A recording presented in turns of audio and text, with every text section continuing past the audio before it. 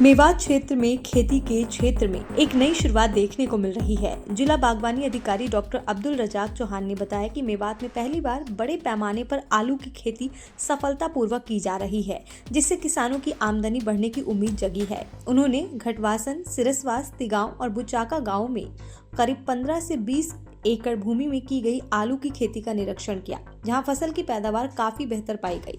ये फिरोजपुर झिरका बेल्ट की पहली बड़ी आलू फसल मानी जा रही है। डॉक्टर चौहान ने किसानों को आधुनिक खेती तकनीक, सरकारी योजनाओं, भावांतर भरपाई योजना और मुख्यमंत्री बागवानी बीमा योजना की जानकारी दी। उन्होंने कहा कि बेहतर बाजार भाव मिलने पर किसान प्रति एकड़ 1.5 से 2 लाख रुपए तक की आय कर सकते हैं। कई गांव में विजिट किया है, कहाँ विजिट किया है और क्या किसानों से बातचीत हुई है सर? मैं जिला बागवानी अधिकारी डॉक्टर अब्दुल रज़ाक आपसे मुखातिब हूँ और मैंने 4 अप्रैल 2025 को यहाँ नूह में ज्वाइन किया था। तो कुछ ज़मींदार मेरे पास मेवात साइड से आए थे, वो आलू लगाने के इच्छुक थे। तो उनको मैंने आलू के बारे टेक्नोलॉजी के बारे में बताया और आज घटवासन, सिरसबास और तिगांव, बूचाका इन गाँव का मैंने निरीक्षण किया है।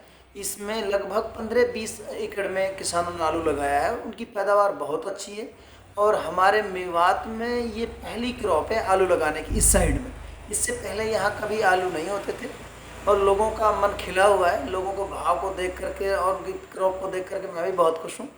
कम से कम भी ये 15 लोग इकट्ठे हो गए थे। इनको सबको मैंने उनको बताया है, उनको ट्रांसपोर्ट के बारे में बताया है, उनको पाले से कैसे आलू को बचाना है वो उसके बारे में उनको बताया है।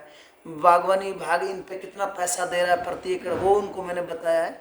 लोग को जब मैं वहाँ पे गया मौके पे देख करके अपने अधिकारी को, वो लोग काफ़ी खुश नज़र आए मुझे।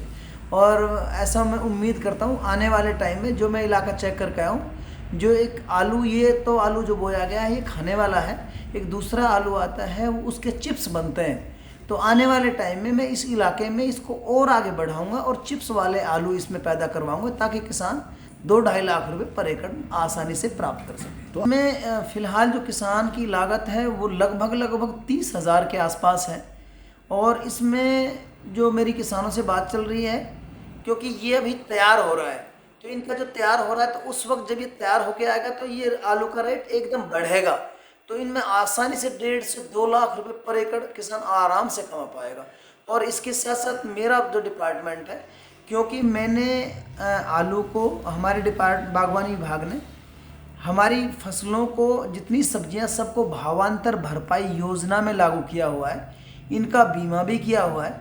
तो जो ये किसानों को मैंने बताया है कि भावांतर भरपाई में भी इनका रजिस्ट्रेशन हमने करवा दिया कि यदि कोई मान ले आलू का भाव गिरता है तो गवर्नमेंट ने जो भाव फिक्स कर रखा है उसके हिसाब से हम अनुदान राशि भावांतर भरपाई के माध्यम से, जैसे कि माननीय हमारे मुख्यमंत्री जी ने कल ही भावांतर भरपाई में आलू और गोभी के लिए 20 करोड़ रुपए किसानों को दिया है।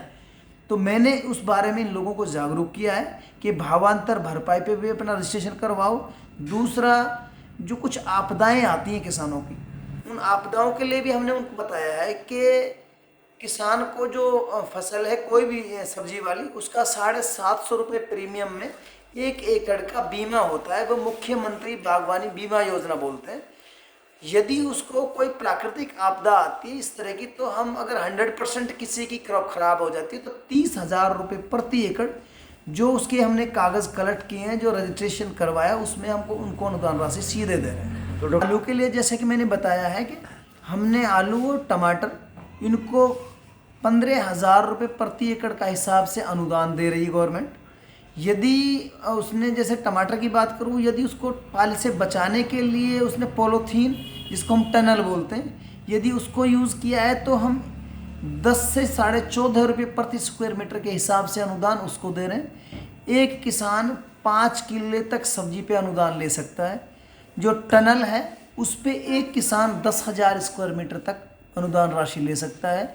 और इन सब को हमने भावांतर भरपाई में भी और मुख्यमंत्री बागवानी बीमा योजना में भी कवर किया हुआ है। हाँ, आपसे बताना चाहता हूँ कि कोई भी किसान जिसके पास अपनी ज़मीन नहीं है, वो किसी दूसरे किसान से 1 साल के लिए या 6 महीने के लिए या एक क्रॉप के लिए पट्टानामा पे ज़मीन को ले सकता है। लेकिन उसमें शर्त ये है कि जो किसान पट्टानामा दे रहा है उसने उस ज़मीन पे पहले सब्सिडी विभाग से ना ली हो।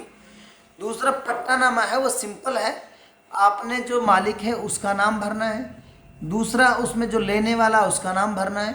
हमने उसमें ये छूट दिए पट्टे वाले के सिग्नेचर हो जाएं, जिसने ज़मीन वो पट्टेनामे पे लिया है उसके सिग्नेचर हो जाएं, और उस सिग्नेचर को नंबरदार या सरपंच तस्दीक कर दे तो हमें वो पट्टानामा एक्सेप्टेड है। बागवानी विभाग 10 रुपये का स्टाम्प पेपर उसको लेने की आवश्यकता। तो इसका के लिए हर किस्म की मदद करती है।